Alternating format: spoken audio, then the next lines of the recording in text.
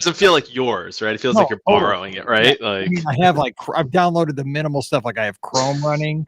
I have my Adobe Audition that I record on.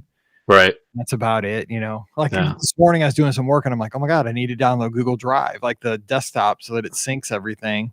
And I'm Yeah. like, okay, I don't have any files on this computer to sync yet. I mean, I got to sync them from my MacBook. Yeah. Yeah. Oof. That's Computer. well, it's kind of like a fresh start though. It's like you're doing some winter cleaning. Yeah, there's probably tons of stuff you didn't use that you had downloaded, right? And the funny thing is, like, I went to Micro Center because that's like, because I was going to buy one on Amazon. Yeah. I needed to record the podcast like an hour later. So I ran down there, got one of the cheaper ones they had that looked almost like the old one, but it was, 11 years later. So my old one had like a really old slow spinning drive, which was fine for what I use it for. But like the new one has a SSD. And so I'm just like, oh yeah. Just like, light speed. Yeah, I mean it's night and day. That thing just hums along. You're like, is this running? Where I know. It's like the old Commodore 64. Yeah, that's how I knew that thing was on its way out. I'm like, oh no. I'm like, I don't think I should be hearing my computer breathing down there by my feet. But I told my wife when it's turned off and the fan's still going, you're like, there's something wrong with this. My wife's like, the computer went out. I'm like, well, it hasn't really been turned off except for when we moved in 2019. Like it was turned off for like that hour it was in the U-Haul truck. I was like, remember that was the first thing I set up in the new house. Like and I remember because I have all the podcast episodes on it and the hard drive failed or something. So I'm taking it down there. They're going to pull everything off of it. Right. And, but I do remember we had everything in the biggest U-Haul truck that they have at U-Haul, but I had that as a desktop like tower. It was sitting under my arm as we were driving out. It was like, this thing can't shake. Yeah, right. You'll be done. That's it. It's in like one of those nice little carriers, like it's a baby carrier. You're like, I got it. No joke. It rode up in the cab between my wife and I. Like I was holding on to the thing, like, oh no. I was like, people are trying to cut me. I'm driving.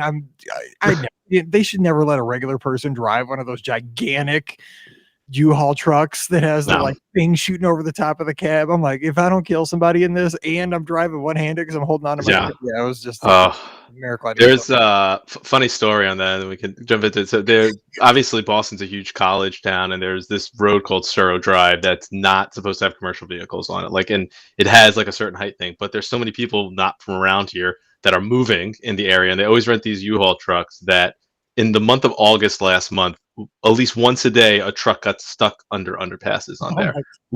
At least once every day. I think there was like 35 of them. It was insane. It's like you could just like get like a drink and just sit there and like wait for it to happen. And it's terrible because this is like literally like 2 lanes and 2 lanes. So when one's blocked off, like you're done. Like you're not getting through on this thing. That'd still be me though. But oh, I forgot I'm not in my Jeep. Yep. So what just happened? I'm wedged. All right. So, okay. So, you know how it goes. We'll go like 35 minutes or so. Just share stories. Everything happened. We'll have fun. We'll talk a little Run Disney at the beginning or something. That's fine. I'm excited for that. All right. So the dog has a bone. So we're good there. Shouldn't be barking. 2006. All right. Here we go. Welcome to episode 2006 of the Be Our Guest Walt Disney World Trip Planning Podcast. I'm your host, Mike Rallman from BeOurGuestPodcast.com and one of the senior agents over at the Magic for Less Travel. Happy Monday to you. Hope you had another wonderful weekend here in December. Man, things are going to go quickly now. Christmas will be here before you know it. And they say procrastinators beware this year. So get out there and get those goodies for your loved ones and get ready to have some fun. I know this Wednesday we are looking forward to something extra special here in our household. We're going to we're doing something we haven't done in years and years. We did this when Paige was about 7 years old and haven't done it since. We're going to see some Christmas lights in one of our county parks here in St. Louis. And we've rented a horse-drawn carriage to see these. And we did this a long time ago. It's put on by the Park Service. And super excited for that because I'm a big Christmas fan. And also, for my birthday, I was gifted. Now, this goes back to another Disney podcast. Shout out to Kevin and Matt over on the 3028. If you listen to those guys, I was listening to their Dollywood show the other day, and they were talking also about Silver Dollar City, which I visited for the first time this past summer for my 15th wedding anniversary. Well, I was gifted a trip down there to see the Christmas lights here before Christmas. So we're going to head down to Branson and check that out. So yes, Christmas is alive and well here in the Rallman household and can't wait to get down there. And now we're headed up to Boston, where I hear pretty cool place to be at Christmas as well. Listener Chris is joining us. Chris, happy holidays and happy Monday. Thanks for joining us. Hey, yeah, excited to be here. That sounds pretty awesome. We're actually this weekend getting full into Christmas spirit. Actually, driving up to Portland, Maine, to do a Polar Express experience. And so you get on a train with your kids and hot cocoa and Santa and all that jazz. So it's we're getting all into it as well. So the season is alive and well. I'm quite jealous of that experience because we have a Union Station here in St. Louis, and it used to be the big train station. Now it's gone through many iterations. I think like many downtown rebirth kind of projects have happened, and there's a hotel down there, but they do bring the Polar Express in, and the news people are always on it when it comes in for the first ride, and everybody's in their pajamas, and the guy looks like Tom Hanks, the conductor. That looks like the coolest experience ever. I don't have any little ones anymore, so I really can't do that. But I'm like, oh, that'd be so cool. You guys are gonna have a blast. That'll be so much fun. Yeah, definitely excited for that. We'll see if mom and dad wear pajamas or not, but we'll see if we get me into it. Hey, speaking of pajamas, my buddy Scotty G, you hear him here on the show. That dude rocked the pajamas after hours event, and I had to give him all the time. He was all over the Magic Kingdom in some PJ. I don't know if I could pull that one off, but he did. Shout out to Scott. All right, so we're going to talk about your trip as we do here on Mondays. But before we do that, give us a little background on your Disney history. What about Disney makes you a Disney fan? Why are you here? Yeah, that's went to Disney when I was a youngin twice, at probably the ripe old age of 5 and maybe 9, I think, give or take, and then took a rather long hiatus, and then went again in 2008 with my now wife, then girlfriend. Kind of caught the bug then, and have been going regularly since then, and also then caught another bug I know you have caught as well, the Run Disney bug in around 2012, and so that just gave other excuses to go down there. I was like, ooh, so now I can feel like I'm working out and I have a destination, but also get to go there. And so yeah, we've gone a good number of times, can't really count, since 2008. Down there, and just it's our happy place, like many people, nice little escape, and just feels like a second home. So with the 50th anniversary going on here, the celebrating, moving since October 1st through the next probably 20 months or so, what have you seen that's excited you about the celebration? Maybe a new attraction that's coming, or something from the past that you would bring back if you had the opportunity. What would you do to celebrate the 50th if you had the opportunity? To celebrate, so the bring back question is good. I've heard you obviously ask a lot of people this over the past few months, and I was trying to think about, okay, what would be something. There's some obvious things, like I'd probably say 1A would be Illuminations, because that was my thing, and Yes. The main song from there was also our wedding song for my wife and I. It was our little nod to Disney, so it didn't have too much Disney, but it was a little there. I like that. Was it We Go On? Is that exactly. Yep. Oh, I love that There song. you go. That's a great song. But so I'll move that one to the side because that's an obvious one. What I would bring back and loved, and this maybe is a nostalgic thing when we first went, all the kitschy stuff with like Interventions. Like those things were so fun. Going in there with like the fire one and the garbage one and the Sum of All Pearls and the piggy bank adventure. Those things, it was just a fun little thing to get out and just random. And like I just feel like my wife just goofed around so much in there, and I like it was just, it wasn't anything big, but it was just this cute little side thing to do, and I just loved it. They even had like the Segway stuff in there for a period. So it was just a fun little random thing to do in Epcot that I kind of miss. You know what? That's right. Because again, it's one of those things, and we've said this over, we've been doing the show for over 13 years now, and we've had, we have guests on every Monday, and it many times it gets back to, in the commercials, you see Cinderella Castle, you see Space Mountain, or, in the recent times, Seven Dwarfs Mine Train, or you're going to see Guardians of the Galaxy, all the stuff in Galaxy's Edge and so forth is the, the stuff that you're going to Walt Disney World for.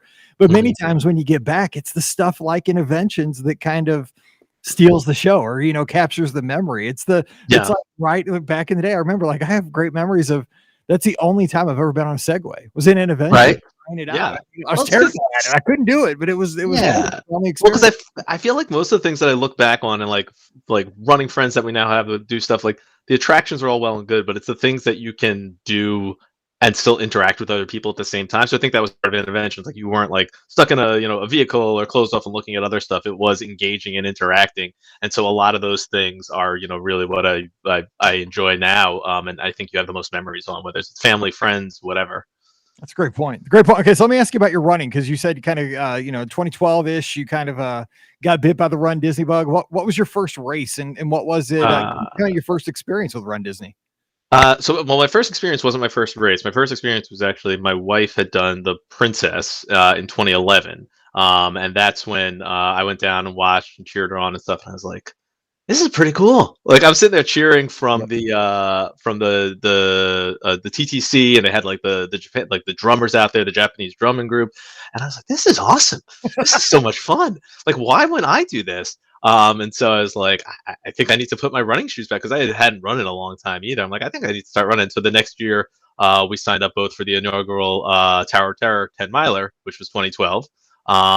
Hot as and humid as like, I ran oh my all the god, Tower of Terror so far. oh I don't know if I'm doing the one this spring, but I've done them so far. Yeah. yeah. It was hot. That was brutal. I remember at the end, I felt like I was in a post-apocalyptic world where people were like on the sides of the road getting sick in the Indiana Jones theater, like getting sick. I was like, okay, oh my god. okay, that was the one. Okay, I remember now. Because there was Yeah. I think the first Wine and Dine was the same way. It was super hot. People were laying in World Showcase looking like they were gonna. It was like a mass unit. But I do remember, like, so for the folks that don't know, that was where the was it the gear Bag check. Yeah. Yeah. So you had to walk in from the back of the tower or the Indiana Jones theater. You had to go down all the steps. And now this was, let me tell you where I was in my running journey at this point. I didn't train at this point. This is where I didn't even put on tennis shoes except races at this point. So, and I also have to find the picture because you can tell by like the sneakers I'm wearing and the shirt I have on. I had no clue what I was doing. So, but I remember like I ran that race. I'm all happy. And then you had to, you stop for like 30 minutes and then you had to go get your gear. You had to go down all those steps and then back up. There were people falling down those steps because it was so people were dehydrated and it was like it was terrible. I remember now you say that it was like that was brutal going. It was scary. I remember people on like Hollywood Boulevard and Sunset Boulevard just sitting on the sides of the benches draped over, and I'm like, where am I? Like this is insane. Yeah, that was I mean I thought I was trained all right. Like I gonked out because it was so hot and gross. And that's when they ran like off road through the gravel at night. And that was other thing. And my wife and I were celebrating our 1 year anniversary, so we dressed up as like zombie bride and groom. So I had this like costume on that's made of like polyester, just like drenched. I was like, it's not pretty. I still can't believe. Yeah, you're right. People don't know, but yeah, you ran like through ESPN Wide World of Sports, but they took you literally like off of, I guess that's Osceola Parkway. Yeah, through the woods, through the grass, through woods, and they just set up like some light standards in the woods and like put barricades, and like you were literally running like just through the woods for a good maybe 500 yards. It was crazy. I mean, it could really. I mean, it was. I think it was closer to half a mile. Yeah, so a little bit more than 5. It was pretty. It was a long time in those woods. You would never do that again. I don't think. Oh, no. That was nuts. Anyway, that was good memory though. That was about the old days. That was good stuff, man. That's back when fast passes were paper, people. Just so you know. Anyway, okay, so you're running marathon weekend. You're gonna get down there. Promise we'll get to your trip, but I gotta talk running. That's all right. 4 weeks, man. Marathon weekend will be here. So what do you think 2022 is gonna bring as far as marathon weekend? What are you running? What are you expecting? So doing the 10K in the full. My wife's doing the half because we have a little one. We'll talk about a 3-year-old that someone's got to watch for those ungodly hours in the morning. I can't straddle on it and run it. I mean, I think anything will be better than the last one we ran in 2020 when the weather was atrocious and like they had to cut the course short and everything. So I'm just excited to be back. I mean, I had so much FOMO watching everyone at Wine and Dine weekend. So I think the energy is going to be fantastic. It'll probably be, freezing in the morning per usual, but I love that stuff. I like running in colder weather. Anyway, I got my costumes picked out, so I'm ready to go. So you're running a full in a costume. I always have. I actually my craziest one was I ran it a few years ago as Doug from Up with the Cone of Shame. All 26 miles. So I ran the Princess 10K one time with wings, and I was like, never again am I good. And I ran this Buzz one time. For a 10K is as far as I'll go in a costume. That is it. drives me crazy. The props about Scott ran one time the whole full marathon with like the big Mickey mitts. Like he was Ooh, dressed. Oh, dude, no way. I that's don't know how you a guys do lot. that stuff. That's It's 26 miles you is know, not you even don't think that easy. about it. It's distracting enough during part of it, and then you forget about it. But yeah, I've had some good ones. I did the half is like Tomatoa from Moana with the big golden Sweet. backpack on and the hands, and I like some of the obscure guys. Like I've done like a Roger Rabbit in there and stuff. So it's fun. Darkwing Duck, all the Yeah, good stuff. I enjoy seeing everybody else's costumes while I'm just in a lizard t-shirt and some Yeah. comfortable Nike shorts. That's about all I got. I'm just lucky to get to the finish, man. This year I'm gonna be in that boat. Like if I'm upright and not like in pain crossing that finish line of the full, like I will consider it a resounding success for myself. This is the most undertrained I'm gonna be, but that's all right. The energy will carry me through. Hopefully, God help us. Let's hope. There's gonna be a lot of us like Scott just says, team just finished. That's how it's going to be this week. exactly. All right, so let's hop in your trip. So you guys went down in September, stayed at the Poly. Give us some of the planning and how it all came together. Yeah, definitely. So yeah, we're down in mid-September. Pre 50th there. We rented DVC points, so we've done that a few times in the past. And actually, these were points that we had rented for the 2021 marathon weekend, which did not occur. And so the person we rented from was kind enough to find us another weekend, and we kind of pushed it out as far as we could with their points, and that ended up being September that we went down. So Poly. I had stayed there when I was young. Probably, I think I was 6 years old or so, or 5 years old the first time I went down there, and return visit years later, which was awesome. Like I've dreamt of trying to stay at the Poly for the past like 12 years since we've started going back down there. And it was my wife, as I mentioned, our son, who was almost 3 then, so he was still 2. So we got away with not needing tickets then, which was kind of Nice. part of the decision on the timing as well, because his birthday was in October. Yeah, we rented a car. So we still obviously with him, he young and there all the crazy Delta stuff was going on down there then. So we wanted to stay away from transportation as much as possible, or indoor things, and I'll explain a little bit more of that when we go through it. But so we rented a car, got grocery delivery, stroller rental, all that jazz down there, and we were there for 7 nights, so Saturday to Saturday. Okay, so let me ask you this, just kind of in general, as far as staying at the Polynesian. I think that's kind of every Disney fan, especially folks listening to our show, because we get kind of the hardy Disney fan, the person who's all in, knows the history. And I would say for most of our listeners, the Polynesian's probably a top 5 resort, like dream resort. If you ask, probably top 3 for most people. Did it kind of, I'm sure you're looking forward to it this whole time since you were, looking forward to getting back there. Did it meet the expectations? I mean, did it live up to the hype that you were hoping for? Did it meet what you were looking for? Or was there things lacking? What'd you think? No, it definitely did. And I'm actually glad that we ended up doing it not on a marathon weekend, which it's much more hectic and things like that, right? Because with 7 days, 7 nights, 8 days, like we were able to stop and enjoy like the resort. And that's one thing my wife and I were like, we want to make sure we do as much pool time and hanging out at the resort as possible, right? When you're staying somewhere like that, you can't be go, go, go, right? You need to enjoy the actual property. And so it 100% did. Even with, they still had some of the restrictions. We actually, the weekend we went there, that's when the monorail had reopened and the main entrance to the Grand Ceremonial. So we weren't worried about lacking any of that stuff. And then, all the food and everything was open. There were a few small activities with the boat rentals or stuff, but we weren't going to do that anyway. So yeah, it 100% lived up to everything I know for myself, and my wife was looking forward to it a lot too. And we were both like, "Are we going to be able to stay anywhere else now after this?" That's true. That's a danger. I know. Once you It say, is tough. I know I've said this on the show many times. Like we took my honeymoon with my wife. I splurged. We went on Freedom of the Seas with the Royal Caribbean. It was like one of its very first sailings. Honeymoon, doing it right. Got a big veranda stateroom, and can't sail anything but a veranda for the rest of my life now. She won't let me. So, gotta be careful when you go to Lux, man. You can't. It's hard to go back to top century, people.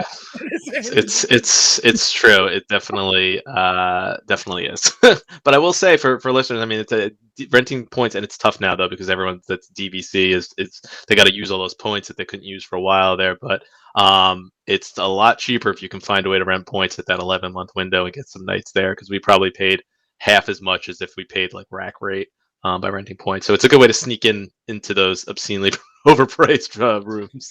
Right. All right. Let me ask you about the time frame though. You guys were there in September, right before the 50th kind of kicked off.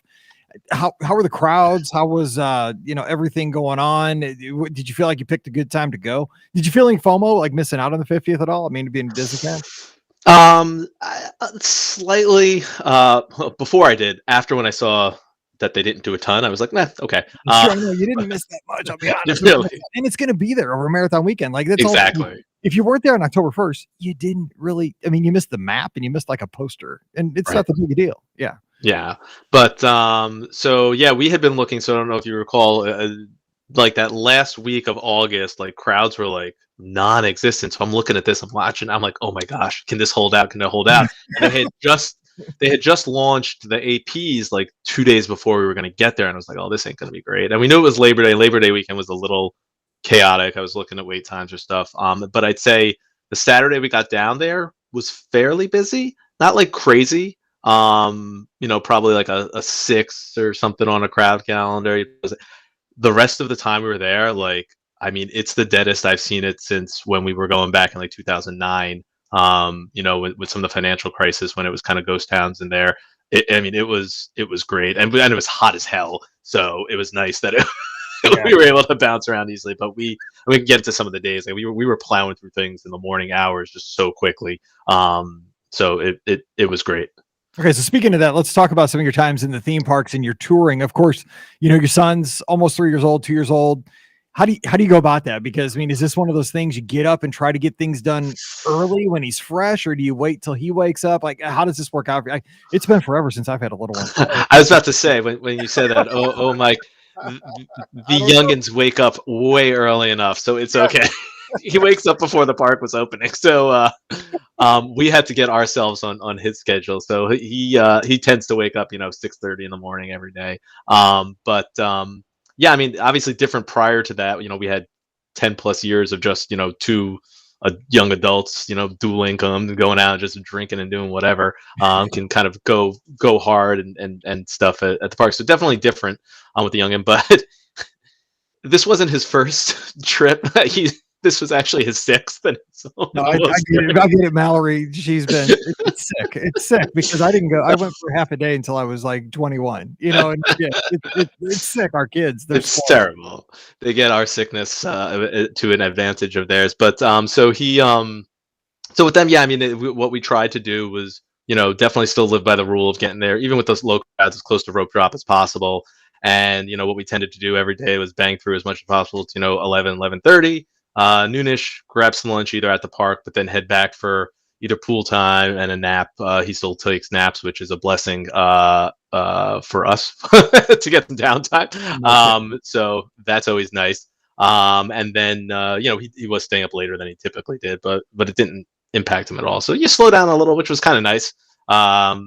Yeah, so it changes it slightly bit, but that break during the day, like we never used to take that. Now it kind of forces it, and I was like, oh, this is great. As I'm getting older, I can't hang that much anymore. If I don't take a break in the middle of the day, I'm toast. I mean, even when I'm talking about myself, like October 1st, we stayed in the Magic Kingdom the whole day. I was just like, God, I can't do this. Like we did. I mean, I'll tell you, we took the world's longest lunch that day at Crystal Palace. We had a 2:30 ADR. We stayed in there forever because it was so hot that day. And we weren't leaving because we were scared we wouldn't get back in for the fireworks. It was like we had to be there for the fireworks on October 1st. So Scott and a bunch of us, we got a big ADR there, and that was kind of my midday break. Was just sitting there trying to eat slowly, which was really good. Tons of Walt's chili that day, but it was just probably to the detriment of everybody traveling with me. But yeah, it was one of those things. Sorry, shouldn't have said too much. But yeah, it was one of those things. Though it's just I need a nap too. I need to go back and even if it's not a nap, just to get out if I'm at the Magic Kingdom, just going to Geyser Point and just chilling over there, having a drink or something. That's nice. Just being out of the nut house. Because Magic Kingdom is a nut house after a while. 3:00 in the afternoon, I don't want to be in there. Like I like being there in the day and at night. I'm good, but not in the middle of the afternoon. Okay, so talk to me though about some of the highlights in the theme parks. Like looking back, it's been a few months. Like, what are some of the great stories or great things that happened as far as in the theme parks? So, the first day we were there, we actually met up with some running friends, which was kind of nice, and got to see these people that we hadn't seen in a fairly probably over a year and a half. It's the person that I had actually run that last marathon with, and you become fast friends with someone when you run, 5.5 hours with them Forever, in that friends weather, forever. right? Exactly. So we got together and we're hanging out a little, but we took our son on Barnstormer, so it was his first little roller coaster. He was petrified. I think I scarred him for life. So a part of me felt bad. Part of me was like, "Yes, Yeah, Dad won, that's son good, Dad. zero." Like, yes, you're like, yeah, I'm scaring him. That's awesome.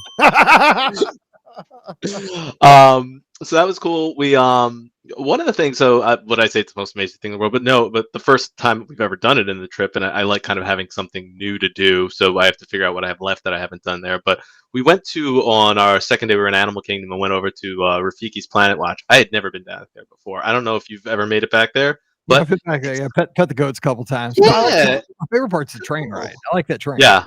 Yeah, I mean, it was kind of cool and different, something different to see. My son loved like the petting zoo area with the goats, and they have like the for people that missed the Animation Academy, they're doing the drawings and stuff back there. We didn't stop for that, but I definitely missed that from Hollywood Studios. So people that are still jonesing for that can go back there. So that was kind of cool to go back there. Let's see a few of the other interesting highlights in the parks, particularly. We my so one of the days, this is how slow it was on one of our Magic Kingdom days. We got there right around rope drop, maybe 8:30ish, 8:45 was opening at 9, but they opened early. This one they were still kind of opening like prior to announced opening. So we kind of walked right in between 8:30 and 11:30, right? And this is without fast passes, right? And everything. I think we went on 9 attractions, or 10, like, and not like it was amazing. Like it was, we went on Buzz 3 times, just because my son got obsessed with it, like literally almost in a loop. But we did, Haunted Mansion, Dumbo, and Speedway, and Winnie the Pooh, and Little Mermaid, and Peter Pan. Just plowed through all of them by 11:30. That's how I was like, this is amazing.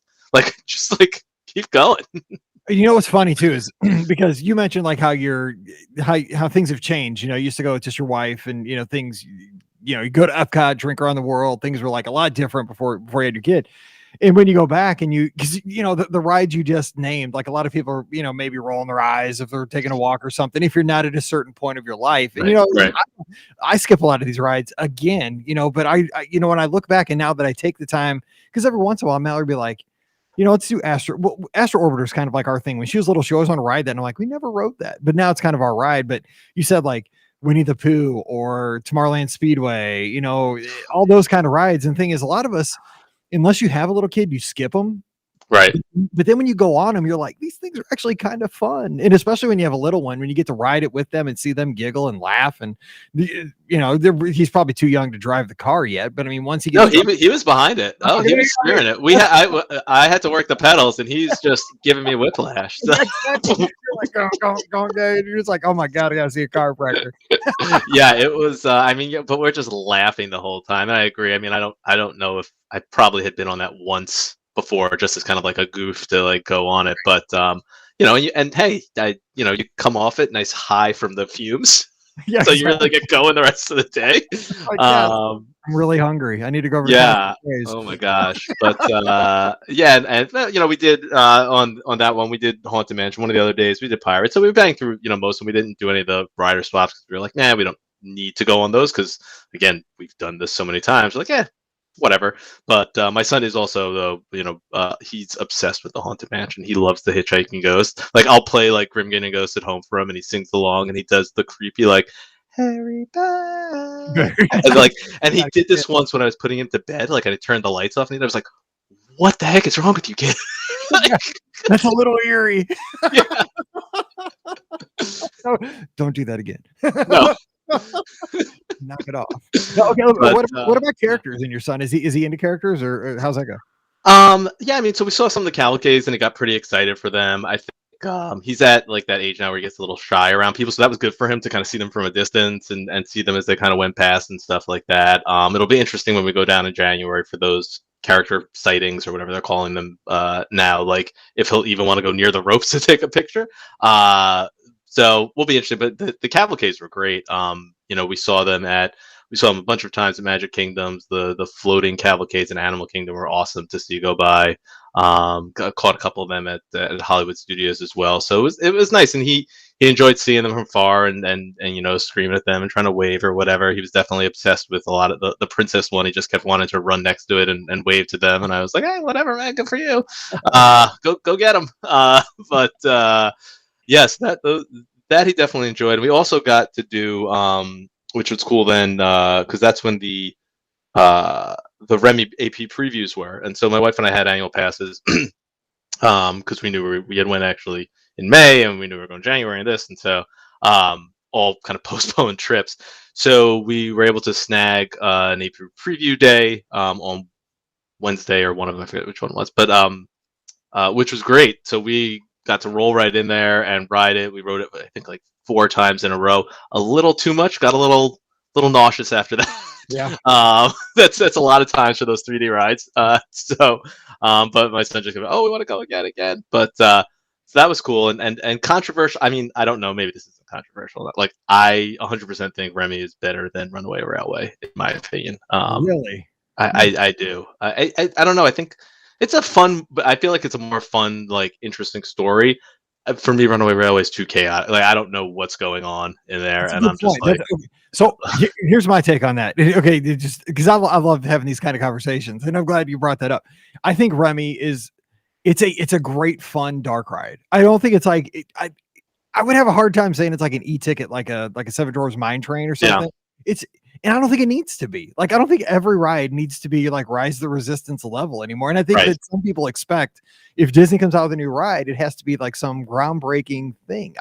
I got off the, but again, I haven't seen the movie. And I've only seen, Mhm. I saw parts of it the night before on the bus on the way. But ironically, it was crazy that I was on a bus that showed part of that movie when I was coming home from the Magic Kingdom on October 1st back to Pop.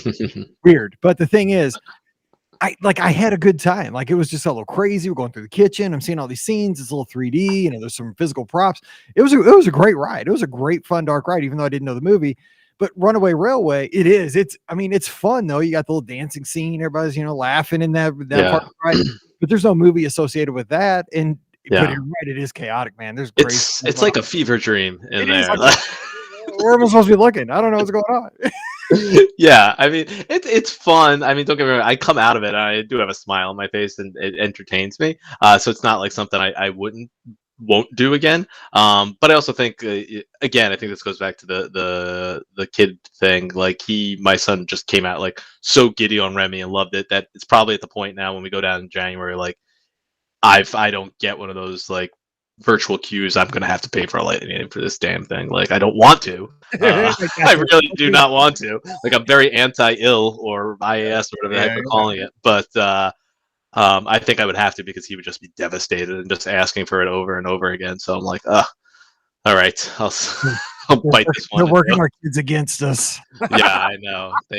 They definitely knew it there. I mean, they basically took the only 2 kid rides in Epcot between Frozen and that. They're like, here, pay us. Gonna get you again. No, no, Yeah, no, yeah. you're Uh, right. I mean, kid focus. So, well, I was going to ask you about the Epcot day as a whole.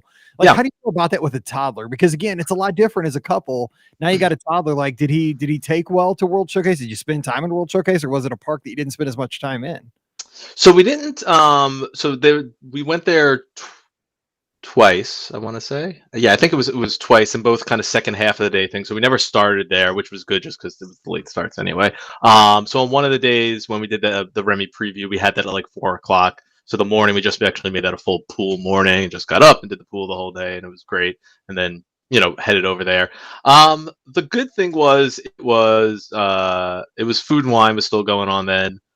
So we kind of snacked around, and he tried some different stuff, and he's kind of an adventurous kid with things that he likes to eat for that age anyway. So he was trying a lot of the different stuff. We stopped into a few of, like, the shops where they have, like, the Kid Cot things, which for this one they weren't doing as much as they do before, but they still had the little passport and the sticker.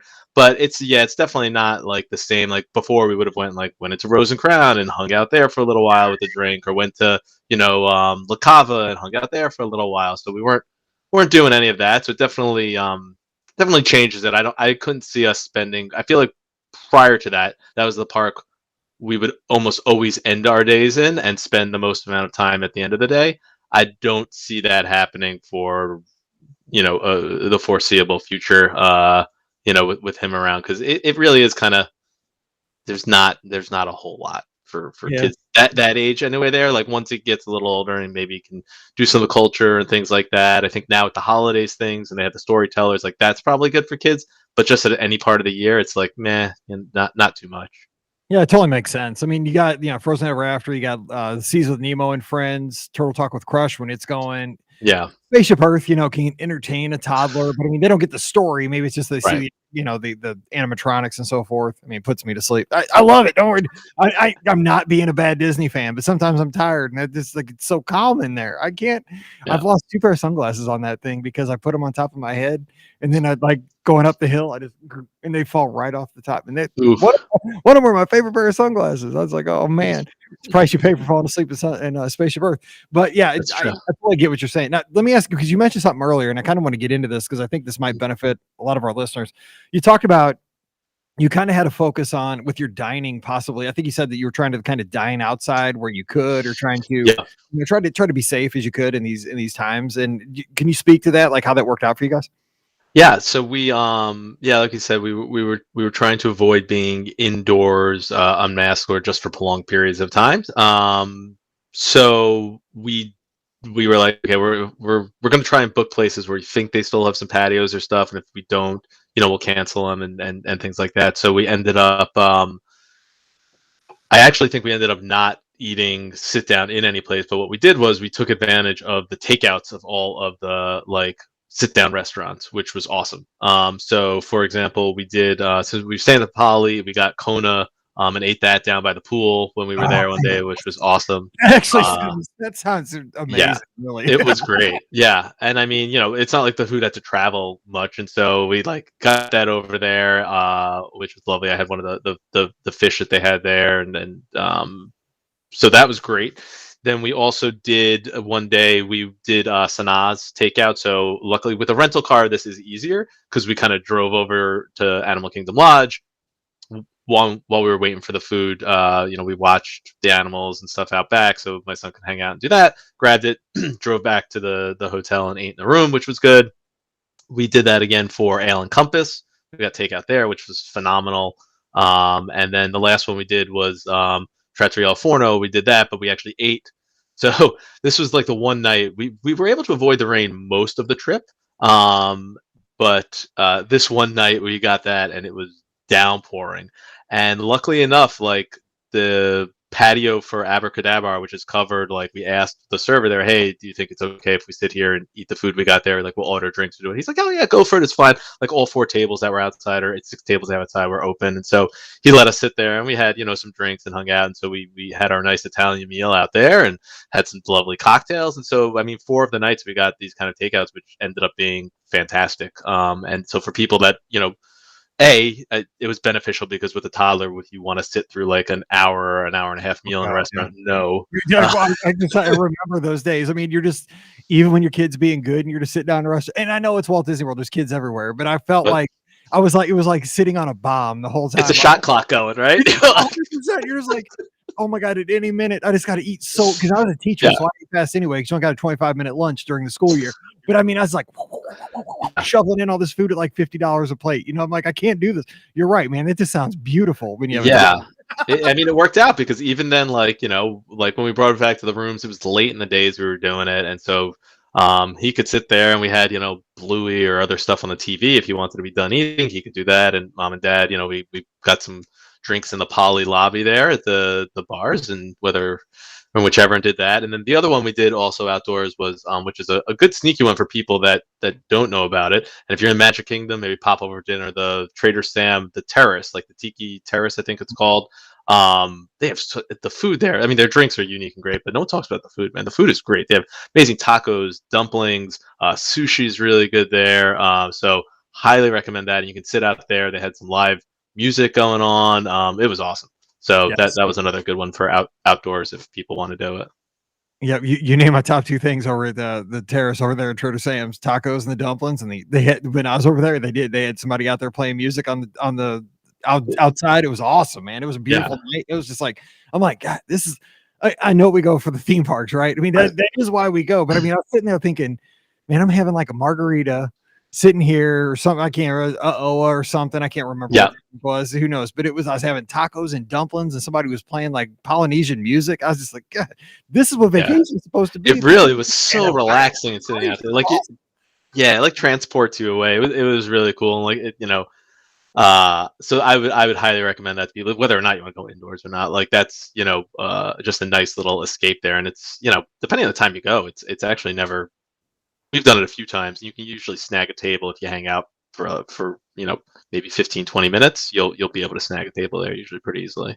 So real quick though, about the logistics of getting the Yeah. to-go meals, like how did that work out in case anybody, because I'm sure there's people out there listening right now, like that's going to work out for us. We got toddlers, or that sounds like a good plan for us. Like how'd you go about doing that? Yeah, so you can it actually works almost exactly the same as mobile order, right? In a sense where you put in your order for a specific time that you want it, whenever you want to do it. You put in they don't charge you till you say you're there. So you can put the order in, and if for some reason you decide don't want to do it, can't make it to that resort, whatever, we know that things happen during the days there. You just cancel it and they don't charge you until you say I'm here. And then between the I'm here, like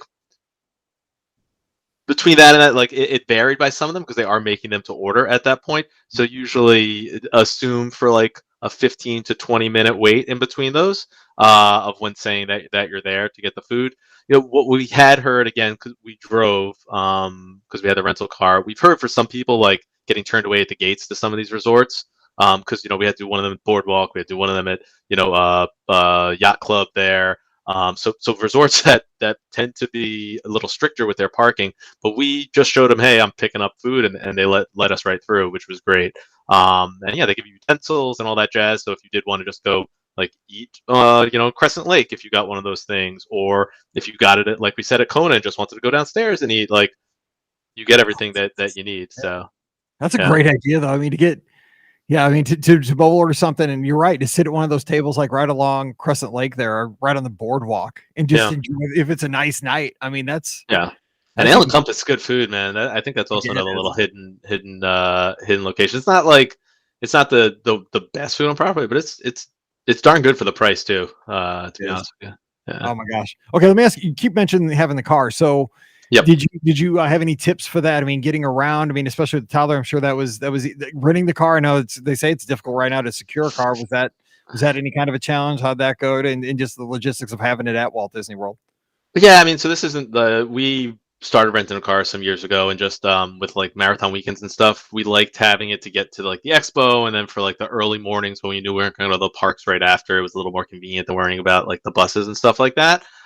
So we've been doing it for a while now. I will say, this year it was a lot different because the inventory was worse and the price points have started to go up. But scoured enough and found a discount code like you can find anywhere. But what I would advise for anyone that's doing it. Go with one of the companies that has like where you create an account, put all your information in, and then just walk over and pick it up. So like Avis and Hertz both have those where you just go right to the car because the lines for these things, like to actually like check in if you Mhm. didn't have them, were ridiculous. Like when we got there, it was a Saturday, like 11 or 11:30 in the Okay. morning. The lines for the rental car probably would have been like an hour and a half or 2 hours. The Magical Express was also like that, but Right. I was glad that we could just like walk right over. So I'd highly recommend looking for one where it can just be that walk up, grab your keys, and go type situations. That's a good tip because, as we move into 2022 here in less than 3 weeks, people, Magical Express is gonna be a thing of the past, which is sad. I mean, I hate to see it Yeah, go because, again, that was a complimentary service. Whether you use it or not, it was an option, which now you got Mears Connect you can use if you want, which is similar, but you gotta pay for it. But I yep, think a lot of people will be kind of exploring different it was just the default for me because, time I would just schedule my flights for where I built in enough time to take Magical hmm Express, save the money. Because a lot of times I go down solo, and with the family in the summer, we're not on a big shot clock or anything. We're not hurrying, so it right. was fine. But I mean, now I could look at a car. You know what I'm saying? Because it's just like I'm going to be looking at other options. So I'm looking at all the options. So I bet you people will be. I wonder how that's going to affect the rental cars I because mean, more people are going to rent them now, especially marathon week. Marathon weekend is going to be kind of the first test, right? Because yeah. the runners are all going to be getting there like at the same time, like Wednesday, Thursday. It's gonna be Yeah. crazy. Yeah, it's gonna be that'll be interesting to see, like, there's going to be a lot more of these kind of livery cab services popping up down there, and the town car services than there ever were before. So it'll be interesting to see. Like, we usually, I was one of those people that would reserve my rental car. Like, you usually got the best deals like 2 or 3 weeks out. Now you have to do it like the complete opposite. Like, I booked mine for the January run already. We have a trip later next year that I've already reserved one for that, just in case. I'm like, but because rates were going the opposite direction from how they used to be the cheapest before, because there was always extra inventory. Now they're very scarce. So that would be my advice. And also don't. Google Maps sometimes will lie to you on property. I will be honest with that. Sometimes it's not the fastest direction from A to B. The Disney exits, the signage is not awesome, but usually those are the better ones to follow. Yeah. Well, a funny one other story. Last time we were there, we were actually doing takeout also from Sanaa, and I just put in, Google drive me to, Animal Kingdom Lodge, and for some reason, the Animal Kingdom Lodge address was for like another hotel called Animal Kingdom, like in the complete opposite direction. I didn't realize where I was driving. I wasn't paying attention, and we went like 20 minutes the wrong way. And I'm like, where the heck? Why did I? And this isn't. I mean, I've been driving on property for probably the past like 9 years, and I just wasn't even paying attention. So why am I seeing SeaWorld? What's going on? Wait a minute, but yeah, it was pretty good. So yeah, I mean, the last thing I'll add, I know we're getting close to time here, Michael. The two other interesting things. One, which was awesome, we watched. So we did one night. We were in the pool, then we got out of the pool late at night, and they were starting one of the movies in the green area at the Poly. But before it, they had like this, like almost this like Dance for Evolution thing game going on the TV where kids were dancing, which was a ton of fun. I did not dance, but my son and my wife both did, and I have video proof, which is phenomenal. I had went over to Trader Sam takeout window to get myself a Krakatoa or something, well, to enjoy the show. But and then we went right over actually to the beach and watched the fireworks from there, which was great watching it with the kid. First time he's ever seen fireworks. So he had a blast with that, and that was good. I was happy we got to see Happily Ever After for one last time from over there, which was nice to see. So that was probably the other experience that's going to stand out for a while for me was being able to do that. And that was going to be my last question. Like, what's the trip going to be remembered for? Like, what's the highlight? What's that kind of special memory? And that's really it. You go down and, I always say, my favorite ride's Space Mountain, my favorite restaurant's Olivia's, and as much as I have a, good time going and, and I'm there with Scott and his family, I'm there with my family, whoever I'm with, and having buttermilk chicken, like life's good, trust me. But it's always those, just when, like looking back, just riding Astro Orbiter at a random time with Mallory, just the time with your family. And, it doesn't have to even be in the theme parks. Like you said, I mean, it could be a lot of times it's just hanging out at the pool or just, like you said, movies under the stars, or sometimes, the resorts have like arts and crafts where you make something. Because I remember one of the things Mallory, she still talks about, we weren't even staying there. We were just there for like a podcast meetup or something. The Beach Club Villas had like ceramics or something in the community room that you could do for like $5, $7 or something. You bought something, you painted it and created it. Like, that was the greatest thing in the world. You know what? We have a bunch of places here at home that they do that, but no, it was, he talks about that there, it's one of those things. It was a memory. So it just sounds like you had a great time. So you're going back in January. So besides getting the medals and making 26.2 miles on that Sunday and some of the other races, what's on the agenda kind of quickly? Like, what are you hoping for January in 3 weeks? Yeah, I mean, so we're it's coming fast. Yes, I mean, it's another solid 7 days. We'll be down there. I think we get there Thursday through then. I mean, besides the races or stuff, I'm just excited to see a lot of running friends that I haven't seen in ages. 2 years it'll be for a lot of these people. So I'm excited to go and see these people that, even though we haven't seen each other in so long, how it goes. You see them again. It's like you hadn't seen each other. You saw each other, just recently, and you're still fast friends. So excited for that. Excited to see Harmonious. I've watched some videos of it or whatever. I will begrudgingly, similar to you, I was a unapologetic like Illuminations fanboy till the end. Like, it was my like emotional roller coaster. Like, I would well up, and like I remember one time my wife was standing next to me and like nudged me to say something. I was like, shh. Yeah, you don't tell me. That you're speaking to my soul right there, man. That's it. But I'm excited. Wedding songs. You're So I'm excited to see Harmonious in person. That soundtrack actually, like, it has grown on me now that they added it to Spotify. When I'm on runs, I'll throw that on sometimes, and it kind of gives you a little kick in the butt. It's actually really cool. I really like how they actually did some of the different arrangements for those songs that everyone knew, and kind of appreciate that. So excited. That's probably one thing that I'm looking forward to. That's newer, that we hadn't seen, and yeah, that's about it. Just the relaxation of running 26 miles. Yeah, that'll be fun. Getting up at 3 a.m. to go run forever. Yeah, I love it. I love it. Oh but man, this is just some weird adrenaline rush to it. it Oh, is. It is. It is for a while. It ebbs and flows over the 5 hours. Some points, ESPN. I question oof. life choices every year. Hopefully, I hope they don't bring that back because I don't know which was worse, that or the water Blizzard park. Beach. I don't know, Blizzard but Beach parking lot. I'm like, I hate this parking lot. I hate it. yeah, I was hating yeah, they Coronado were both. Springs. We didn't even go through Coronado Springs. We just ran past it. I'm like, I used to like that resort. I hate Coronado Springs right now. Yeah. At that point. The one thing I will say, here's one last comment on it, and again, I think this is something that you'll appreciate. So we're staying at Caribbean Beach in January just because my wife doesn't love navigating around. I was like, well, I'm running the full. You can just hop on the Skyliner, and you can see us on the boardwalk or whatever. But my son, we had stayed at Caribbean previously, and I think his second or third favorite attraction in Disney is the Skyliner. Like, we weren't staying on the Skyliner this trip, but we went to Hollywood Studios. As we're walking in, he's like, I want to go on that.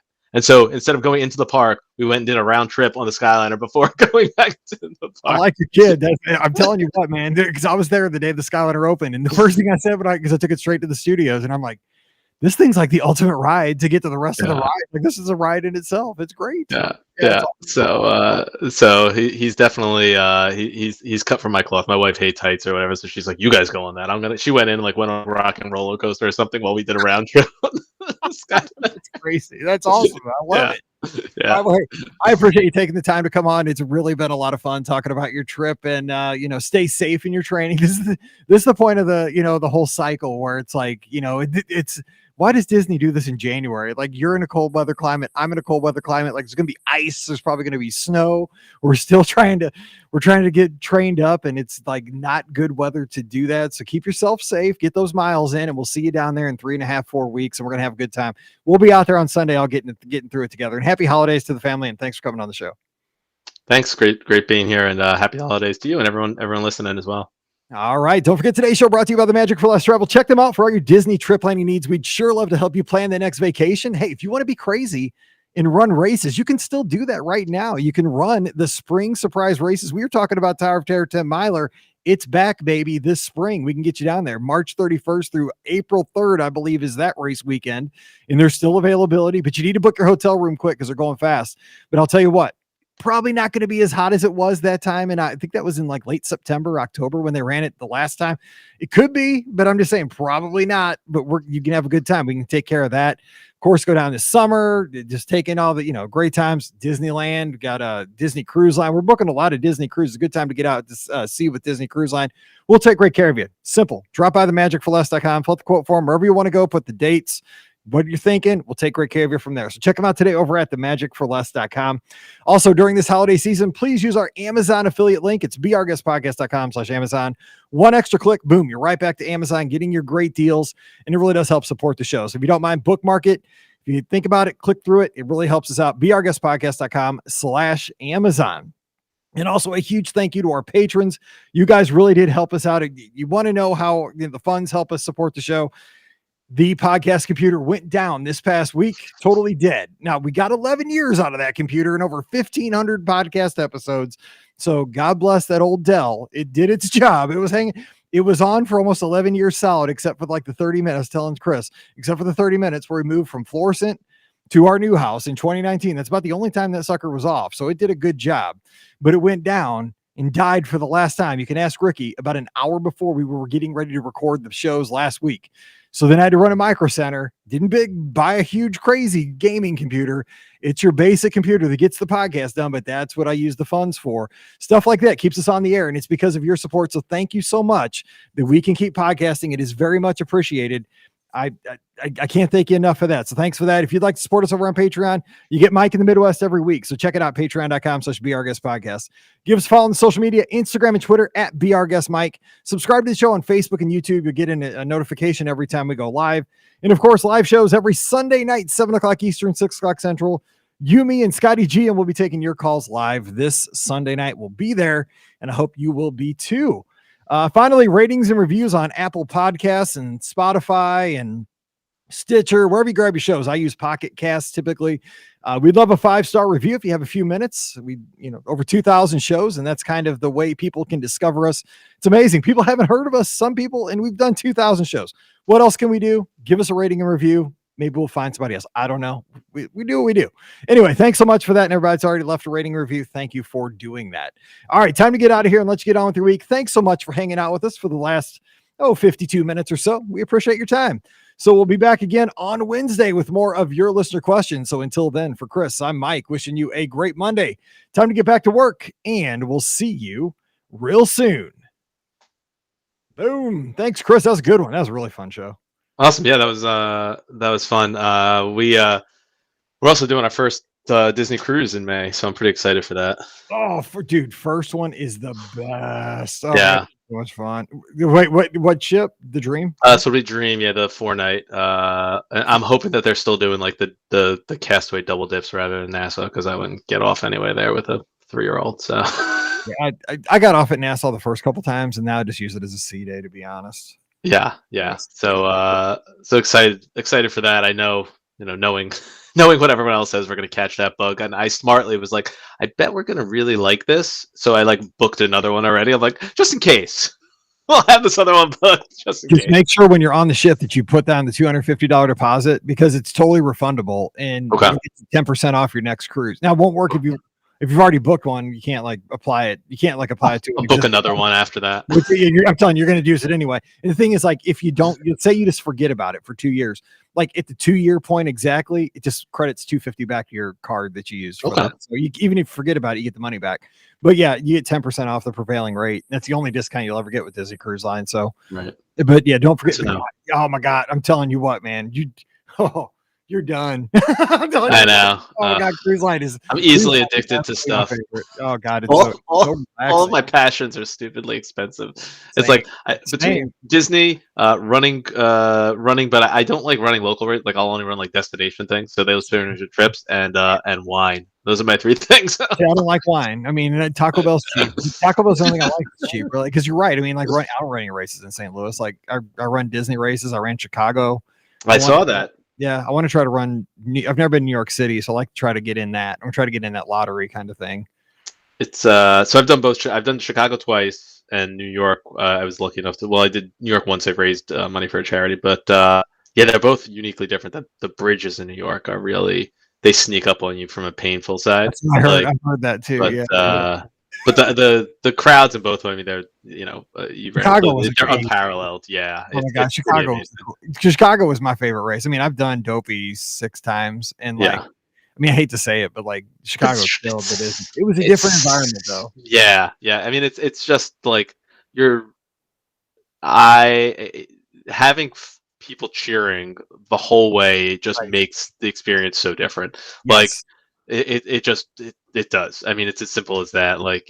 And that's why those majors or any of those big city races, that get the people. To come I felt like everybody felt like it was their race. You're running through the Hispanic part of town, and I mean, people were out there just giving you beer. Out of their on their front porches. It was crazy. And I mean, we were running by Comiskey or whatever it's called now. I don't know. The Sox America or whatever. Is that one now? Yeah, I don't even know. It's name change. That one changes all the time.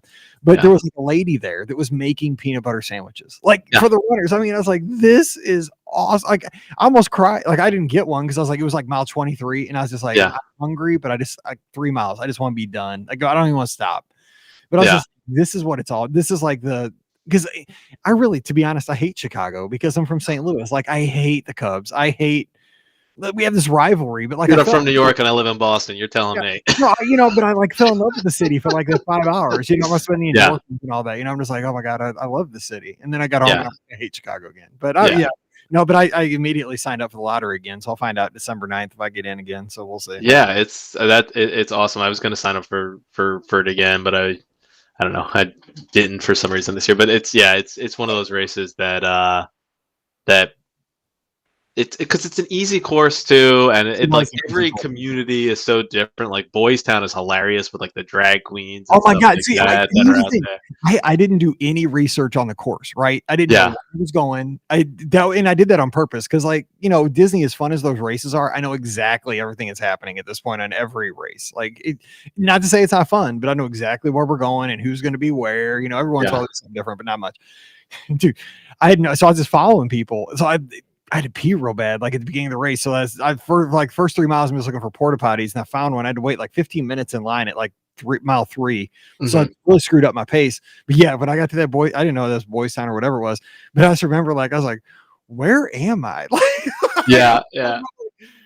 Okay, it's ridiculous. But it was so cool because like you just went through so many different communities, like Chinatown, the China Dragon that's out there, and the Creek Town. Yeah.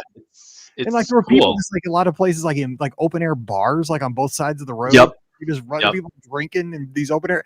I was like, this is like, I had no idea Chicago even had. I mean, I know Chicago's huge, but I was like, I had no idea this was like Chicago. I picture Chicago like big tall buildings in downtown. You know, that was. But I do remember. I'll let you go. But I remember like I didn't know where I was, but I just remember the one time I looked back and I'm like, dude, those buildings look so small. I was like, and I know that building is like 150 stories tall. You go out. And God, we are way far away from downtown. I was like, oh Lord, we got a lot. You don't realize when you're like, I just went 7 miles that way, and I got to go 7 back, and then another 8 that way, and like, it's it is kind of messes with your mind there a little bit. Yeah, that Sears Tower was small. I was like, oh God. Well, when you turn to that last, because you're on that last street going straight for such a long time, you're like, oh, this is the final straightaway, and like it's like mile 20 whatever 4. I'm like, oh, it's only 2 miles. That felt like the longest 2 miles of my life. That last two there. So on that street, I can tell you the best thing I saw, the best costume of somebody. It was just a guy in a it was either Jason Voorhees or Michael Myers, the guy with like the plain, like faceless hockey mask. Yeah, Jason. Yeah. With like his flannel shirt, just standing all by himself. He's standing behind a tree. He's like one big tree, like on this kind of city, urban, like kind of ish road. And he's just got a sign that just says run. I was like, dude, that is awesome. I wanted to take a picture with him. That's pretty good. It was like mile 24, 25. I was too tired to take out my phone. You're like, if I stop now, I'm not going to keep going. It's exactly. I was like, this gets game over. Oh my God. Yeah. Cheer. That's what I'm going to use. That one's pretty awesome. The only other sign I've ever seen like that would be a top sign ever. The one other sign that ever really sticks out that I ever saw was the race was actually a Run Disney one, which I'm surprised because I've done a bunch of non-Run Disneys where I feel like sometimes they're more creative, but was the year the Steve Harvey thing happened and someone had a sign that said congratulations on the Boston Marathon, just kidding, or something like that. It was like, oh, the finish line is right nearby. Oops, just kidding. Yeah, I actually have the Disney Moms panel back then. They were all cheering together at Animal Kingdom parking lot. They had all the Steve Harvey. Yeah, got pictures. Oh, that's funny. It was like, it said something like, congratulations, you're in 3rd place of the Walt Disney World Marathon. Just kidding. you're in like 17,000th place or something like that. It was so cracking. Yeah. Man. I'll cut you loose. I got to get awesome. But yeah, thanks for taking the time. I appreciate it. And this is great. I'll see you down there in a few weeks. So safe.